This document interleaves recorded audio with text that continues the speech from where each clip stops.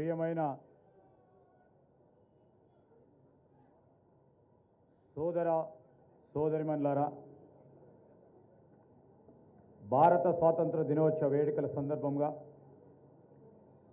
జిల్లా ప్రజలకి, స్వాతంత్ర సమరయోధులకి, ప్రజాప్రతినిధులకి, విద్యార్థులకి, జర్నలిస్టులకి, ఉద్యోగస్తులందరికీ హృదయపూర్వక శుభాకాంక్షలు తెలుపుతున్నాను.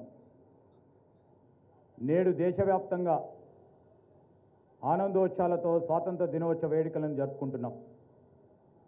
భారత స్వాతంత్ర సంగ్రామ చరిత్ర ఎంతో విశిష్టమైనది. మన జాతిపిత మహాత్మా గాంధీ, లాలా లజపతి రాయ్, బిపిన్ చంద్రపాల్, బాల గంగాధర్ తిలక్, భగత్ సింగ్, పండిత్ జవహర్లాల్ నెహ్రూ, సుభాష్ చంద్రబోస్, సర్దార్ వల్లభాయ్ పటేల్, లాల్ బహదూర్ శాస్త్రి, గోపాలకృష్ణ గోఖలే, మౌలానా అబుల్ కలాం ఆజాద్ లాంటి ఎందరో త్యాగదనుల పోరాట ఫలితంగా మన దేశానికి స్వాతంత్రం లభించింది. స్వాతంత్ర సాధన కోసం తమ ప్రాణాలను పరంగా పెట్టి పోరాడిన ఎందరో స్వాతంత్ర సమరయోధులను, త్యాగమూర్తులను, రాజ్యాంగ నిర్మాతలను ఈ సందర్భంగా స్మరించుకుందాం. వారి త్యాగాల ఫలితంగానే నేడు మన స్వాతంత్ర దినోత్సవ వేడుకలను దేశవ్యాప్తంగా ఘనంగా జరుపుకుంటున్నాం. స్వాతంత్ర సాధనకు పోరాడిన త్యాగదనుల అందరికీ ఈ సందర్భంగా జోహార్లు అర్పిస్తున్నాం. కరీంనగర్ జిల్లాను అన్ని రంగాల్లో సర్వతోముఖి రాష్ట్ర ప్రభుత్వం చేపడతా ఉన్న వివిధ అభివృద్ధి సంక్షేమ కార్యక్రమాలను ఈ సందర్భంగా మీ ముందు ఉంచుతున్నాను. గౌరవ ముఖ్యమంత్రి రేవంత్ రెడ్డి గారి నాయకత్వంలో రాష్ట్ర ప్రభుత్వం ప్రజా సమస్యల పరిష్కారంలో ముందుంది. ప్రజాప్రభుత్వం ప్రజలకిచ్చిన వాగ్దానాల మేరకు అభయహస్తం హామీలను ఒక్కొక్కటిగా అధికారంలోకి వచ్చిన 48 గంటల నుంచే అమలు చేయడం ప్రారంభించింది.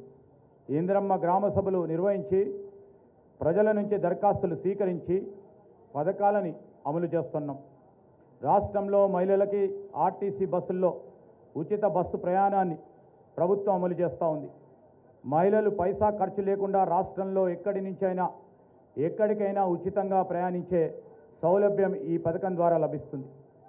కరీంనగర్ జిల్లాలో ఇప్పటివరకు 1,82,06,742 మంది మహిళలు ఈ ఉచిత బస్ రవాణా సౌకర్యాన్ని వినియోగించుకున్నారు. దీని ద్వారా మహిళలకి 7,268.32 రూపాయల లబ్ధి చేకూరింది. రాజీవ్ ఆరోగ్యశ్రీ పథకాన్ని మరింత పకడ్బందీగా అమలు చేయడంతో పాటు ఈ పథకం కింద పేదలకు కార్పొరేట్ వైద్యాన్ని అందించాలనే లక్ష్యంతో రాజీవ్ ఆరోగ్యశ్రీ వైద్య పరిమితిని 5 లక్షల రూపాయల నుంచి 10 లక్షల రూపాయల వరకు పెంచి అమలు చేస్తూ ఉన్నాం. ఈ పథకం వల్ల కరీంనగర్ జిల్లాలో 12,969 మంది పేదలు చికిత్స పొందగలిగారు. మాతా శిశు ఆరోగ్య కేంద్రాల ద్వారా ఏప్రిల్ 2024 నుండి జూలై 31, 2024 వరకు 687 సాధారణ కాన్పులు, 1,595 శస్త్రచికిత్సల కాన్పులు విజయవంతంగా నిర్వహించడం జరిగింది. జిల్లాలలో శుక్రవారం సభా కార్యక్రమంలో ప్రతి శుక్రవారం అంగన్వాడీ కేంద్రాల్లో ఆరోగ్య సిబ్బంది పాల్గొని ఆరోగ్యం, పోషకాహారం, పరిశుభ్రతపై మహిళలకు అవగాహన కల్పించడంతో పాటు వారికి అన్ని వైద్య పరీక్షలు ఉచితంగా చేయించడం జరుగుతుంది. నాణ్యమైన విద్య, వైద్య పరీక్షలు, శానిటేషన్, అడ్మినిస్ట్రేషన్, ఇన్ఫెక్షన్ కంట్రోల్లో 95% పాయింట్లు సాధించి జాతీయ స్థాయిలో 3వ స్థానానికి హుజురాబాద్ ఏరియా ఆసుపత్రి ఎంపిక కావడం పట్ల జిల్లా యంత్రాంగం అభినందిస్తున్నాను. నిరుపేదలు ప్రతి ఒక్కరికి సొంత ఇంటి కల నిజం చేయాలని రాష్ట్ర ప్రభుత్వం భావిస్తూ ఉంది. ఈ లక్ష్యాన్ని సాధించే క్రమంలో ఇందిరమ్మ ఇళ్ల పథకం రాష్ట్ర ప్రభుత్వం అమలు పరుస్తూ ఉంది. ఈ పథకం కింద ఒక సంవత్సరంలోనే 4,50,000 గృహాలు నిర్మించ తలపెట్టాం. ఈ పథకం కింద ప్రతి నియోజకవర్గంలో 3,500 గృహాలు నిర్మించడం జరుగుతుంది. నానాటికి పెరుగుతూ ఉన్న ధరల ప్రభావం పేద ప్రజలపై పడరాదన్న సంకల్పంతో మహాలక్ష్మి పథకం కింద కేవలం 500 రూపాయలకే వంట గ్యాస్ సరఫరా చేసే కార్యక్రమాన్ని కూడా రాష్ట్ర ప్రభుత్వం అమలు చేస్తుంది. ఈ పథకం కింద జిల్లాలో ఇప్పటివరకు 1,47,084 మంది వినియోగదారులకు 2,79,243 గ్యాస్ సిలిండర్లు పంపిణీ చేయడం జరిగింది. దీనికి గాను ప్రభుత్వం 864.22 లక్షల రూపాయల సబ్సిడీని అందించడం జరిగింది. గృహజ్యోతి కార్యక్రమం కింద 200 యూనిట్ల లోపల విద్యుత్ వినియోగదారులకు ప్రభుత్వం ఉచితంగా విద్యుత్ సరఫరా చేస్తుంది. కరీంనగర్ జిల్లాలో ఇప్పటివరకు 1,39,329 జీరో బిల్లులను జారీ చేయడం జరిగింది. మొత్తం 1,57,348 కుటుంబాలకి ఈ పథకంతో లబ్ధి చేకూరుతుంది. ఈ పథకం కింద ఇప్పటివరకు ప్రభుత్వం 3,223.27 లక్షల సబ్సిడీని అందజేయడం జరిగింది.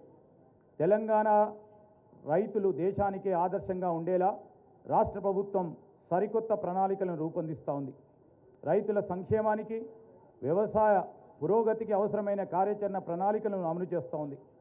రైతు భరోసా, రైతు రుణమాఫీ పథకం అమలుతో పాటు వ్యవసాయ కమిషన్ ఏర్పాటు దిశగా ప్రయత్నాలు ప్రారంభించింది. దేశంలో ఎన్నడూ జరగని రీతిలో ఇచ్చిన హామీ మేరకు 2 లక్షల రూపాయల వరకు రైతుల రుణమాఫీ చేసి రాష్ట్ర ప్రభుత్వం చరిత్ర సృష్టించింది. 2 లక్షల రూపాయల వరకు ఏకకాలంలో రుణమాఫీ చేయడంతో రాష్ట్రంలోని రైతాంగం నేడు పండుగ జరుపుకుంటుంది. జిల్లాలో రైతు రుణమాఫీ పథకం కింద మొత్తం 58,317 మంది రైతన్నలకు 383.89 కోట్ల రూపాయల రుణమాఫీ చేయడం జరిగింది. 2023-24 యాసంగి సీజన్లో రైతు బంధు పథకం ద్వారా 1,90,826 మంది రైతులకి 177.61 కోట్ల రూపాయలతో పాటు 2024 రైతు రుణమాఫీ పథకం ద్వారా 2 దఫాలుగా 58,317 మంది రైతులకు గాను 383.89 కోట్ల రూపాయలను రైతు ఖాతాల్లో జమ చేయడం జరిగింది. రైతు బీమా పథకం ద్వారా 15 ఆగస్టు 2023 నుండి ఇప్పటి వరకు జిల్లాలో మరణించిన 465 మంది రైతులకి 5 లక్షల రూపాయల చొప్పున 23.25 కోట్ల రూపాయలను బీమా రూపంలో చెల్లించడం జరిగింది. మన జిల్లాలో అన్ని గ్రామాలు మరియు మున్సిపల్ వార్డులో నిర్వహించిన ప్రజాపాలన కార్యక్రమం ద్వారా 6 పథకాలతో పాటు ఇతర అభ్యర్థనలను కోరుతూ వచ్చిన దరఖాస్తులను స్వీకరించడం జరిగింది. ప్రజాపాలన కార్యక్రమం ద్వారా జిల్లాలో మొత్తం 3,22,266 దరఖాస్తులు రాగా వచ్చిన ప్రతి దరఖాస్తును ఎటువంటి పొరపాట్లకు ఆస్కారం లేకుండా జాగ్రత్తగా ఆన్లైన్లో నమోదు చేసే ప్రక్రియను కూడా విజయవంతంగా నిర్వహించడం జరిగింది. కలెక్టరేట్ కార్యాలయంతో పాటు అన్ని మండల కేంద్రాల్లో ప్రజాపాలన సహాయ కేంద్రాలను ఏర్పాటు చేయడం జరిగింది. పౌర సరఫరాల శాఖ ద్వారా ఈ యాసంగి సీజన్లో జిల్లా వ్యాప్తంగా 321 ధాన్యం కొనుగోలు కేంద్రాల ద్వారా 2,68,050 మెట్రిక్ టన్నుల వరి ధాన్యాన్ని 52,572 మంది రైతుల నుండి కొనుగోలు చేయడం జరిగింది. ఇందుకు గాను